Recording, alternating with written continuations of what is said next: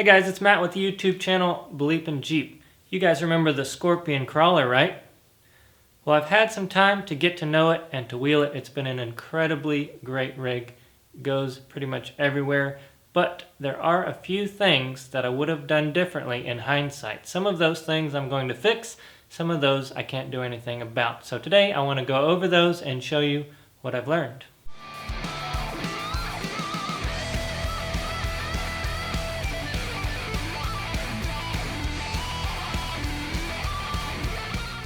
So in no particular order, let's start off up front here. So the last time I went wheeling, I heard some popping and we got to looking, and what was happening was my diff cover was moving back and forth. If you remember, when I mounted the full hydro, I mounted it to the diff cover. And what's happening is over time it's loosening the bolts on the diff cover a little bit, and it's loosening these bolts, and it was shifting the diff cover back and forth as I was steering. So I tightened the diff bolts up. It seems to be holding for now, but what I would like to do is probably add one more mount right here. There's 4 options for these mounts, 1, 2, 3, and 4. And I think if I were to add one more right there, it would make it just strong enough it wouldn't do that again. Number 2, I found the first weak link, and that is my transfer case. It blew up. So I've decided to order an Atlas, and it's almost here. So the problem there is I made this fancy console, and the Atlas is a twin stick, which means it has these 2 sticks that come up through the console area, and my only hope now is that it will come up somewhere between these 2 cup holders. If not, I will probably have to redo the whole console, which I really do not want to do. Number 3, I got the wrong kind of seat belts. Now these cam locks are really nice. They work really well, but I've since found out and experienced that when you are putting these in an off-road rig, which is going to get mud in it, then these can get jammed up with mud and not work properly.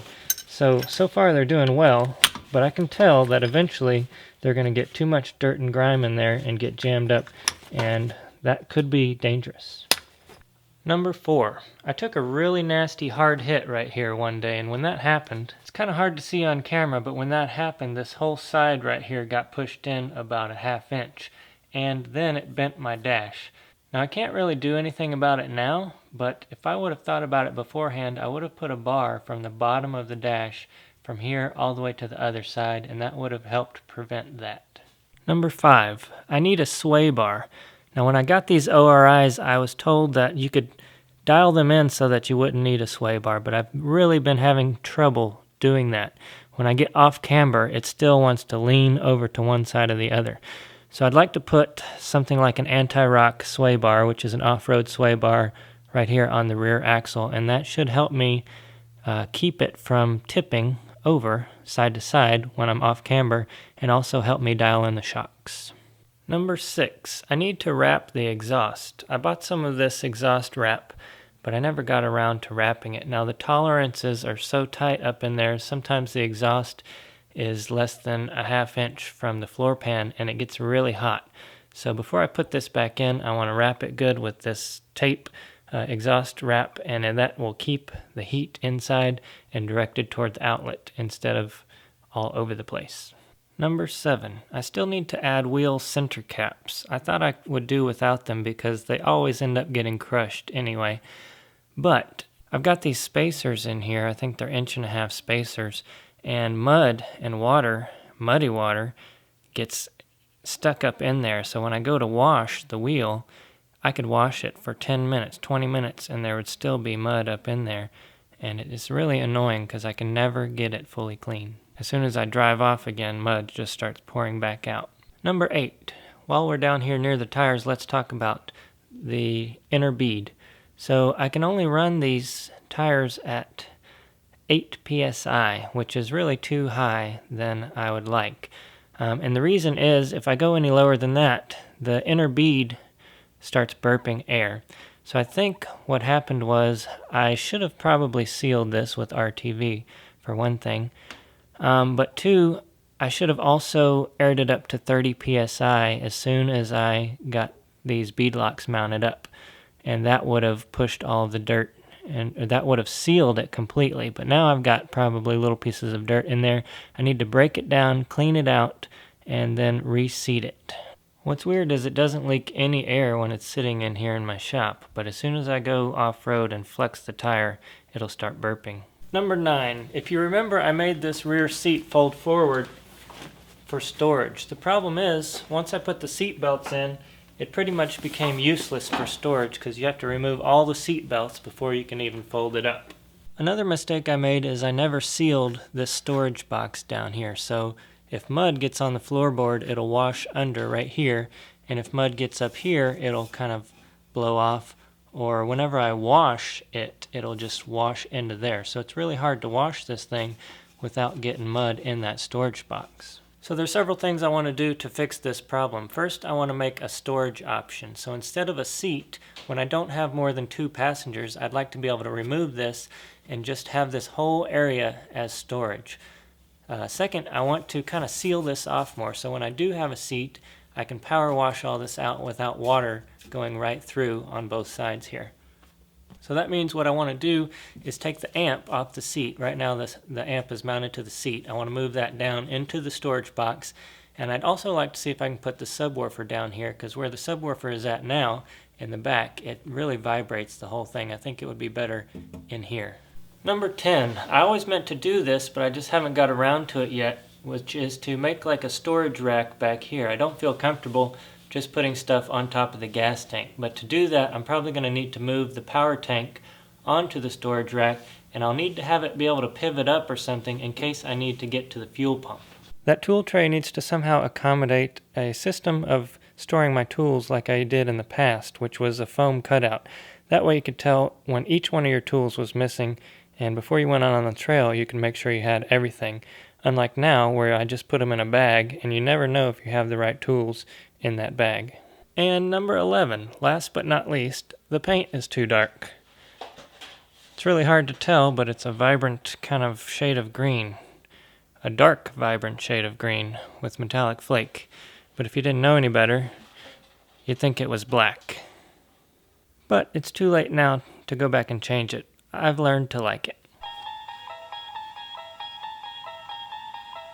You've just crossed over into the Fix-It Zone. Okay, so it's been several months. I've pretty much fixed all those problems I just talked about. I've been putting off this video. I wanted to do it when the Jeep was clean, but every time I get it clean, then I just go out wheeling again. Anyway, we're going to do this dirty. I'm going to show you some of the things that I've done to fix those problems I just mentioned. So the steering mount, that was a pretty simple fix. I just bought another one of these doodads from PSC, made a little template, welded it all on. Now it's much, much stronger. I still do have a little bit of a leak around the diff cover. That's from when it was sliding back and forth. So I need to pull all this off and reseal that, but I think once I do that, it'll be whole again. Okay, so the next thing was the transfer case. I put an Atlas transfer case in. Now that was a lot harder than you would think because, you know, the whole rig was built for the other transfer case. And then when you change it, nothing is the same. So I had to have a new cross member. I had to modify the exhaust. I had to modify the skid plate. I had to modify the console and the drive shafts. So a lot of stuff had to be changed just to fit a different transfer case in there. I got lucky though that I was still able to use the stock shifter location, bring both of those shifters up through there, and I was able to reuse that boot. And I used magnets right here to hold all that in, cut a hole on the floorboard, and modified the console to fit those shifters in there. And like I said, I had to modify a bunch of stuff under here. I built a little bump out in the skid plate and a bunch of other stuff under there to make it work. Now I haven't got new seat belts yet, but I just got a thing in the mail the other day saying that these were having a recall, so I need to check that out, see if I can get the proper ones for this thing. A few weeks ago I got the cheap Jeep out with the rough country winch on it. I was able to take these panels off, put a strap around here, and pull out the roll cage where it was bent in right there. It's not perfect, but it is a lot better than it was. So I also added an anti-rock sway bar here on the back, and that has helped me a lot, I think. Before, it was loading on the side of a hill, And now it's much better, much more stable. Now I know I said that with the ORIs you didn't have to have a sway bar, but it really helps me to get the shocks dialed in without having them too stiff to unload on a hill. Now I can put the shocks at any pressure I want and let the sway bar do some of the work. It's really hard to see up under there, but I wrapped most of the exhaust. I even wrapped the muffler up under there. I haven't got any wheel center caps yet, but you can kind of see what I'm talking about here. There are little crevices here and here for the mud and water to get down in there and really make a mess. When you try to wash it out, you can't get it. So I still need to figure that out. So I made a video on this, but if you didn't see it, I took the tires off and I glued the inner bead on, and they seem to be doing much better now. I'm running 4 to 6 pounds, and 3 of them are holding air. One still burps a little bit here and there, so I probably need to redo that one. But for the most part, much better.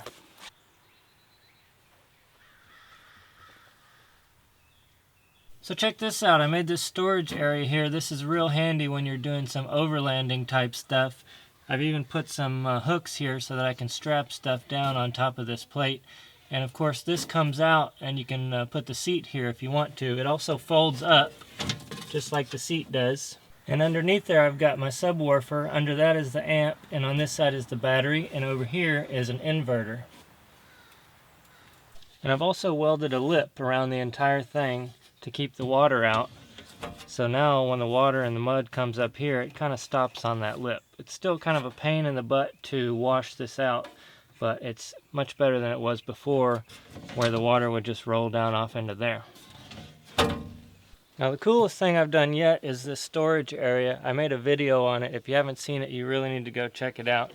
But basically, you just open this trunk lid, and inside here is all my tools laid out. Now I did have magnets that held this up. Somehow this got tweaked a little bit and the magnets are off. I need to kind of figure out what's going on there. But it's got a prop rod over here. Put that up. You can get access to all my tools. They're inside this foam here. Easy for me to get to and easy for me to recognize what's missing. If there's a socket missing, you'll know about it. Underneath that, put this down, lift this up, prop rod comes down into there. I've got more spare parts, bags of tools and air chucks and other kind of things like that. And then under here I've got my fuel cell, and I've got a little lid to protect that, and I've got some more stuff stuffed into the sides there. So I also put my power tank on this trunk, and one of the added benefits to that is all I have to do is lift the trunk and I can use the power tank without taking it off, because the air just needs to get to the top of that. So as long as there's liquid not getting into the valve, we're all good. Now on the other side I've got my jack, and I like to use a floor jack, and I made this mount for it. There's a video coming soon, but I also got this from Rough Stuff. This is a sled for your Harbor Freight jack. It's made out of aluminum, so it's real light. A lot of desert racers use this thing. So a Harbor Freight jack has these rollers on it. You don't really need rollers in the mud and the rock. So what you do is you buy this sled, and it just has a flat bottom basically, and gives you a lot more versatility off-road on the rocks, in the mud, and it will keep your jack a lot more stable. So I've got that, and I've got that mounted here with these 2 pins. Video coming on that soon.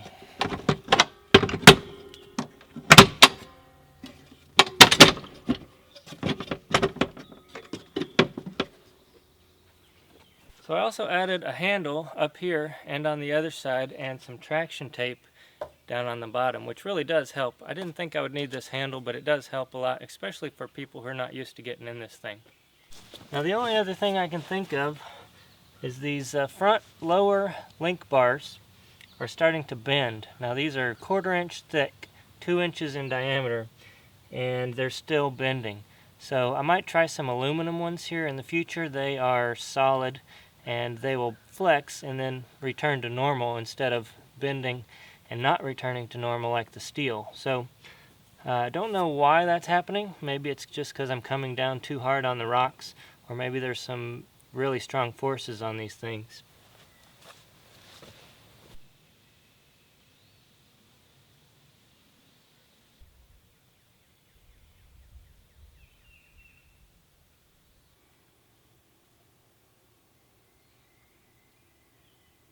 Okay guys, so I made this video because I got a lot of questions about what I would do differently, if anything. So I hope that answers your questions. If you have any more, please leave them down below in the comments section. If you enjoy this channel, make sure to check out our Patreon page at patreon.com/BleepinJeep, where you can make a monthly contribution and get special perks. I appreciate it guys. Hit the thumbs up and subscribe. We'll see you next time.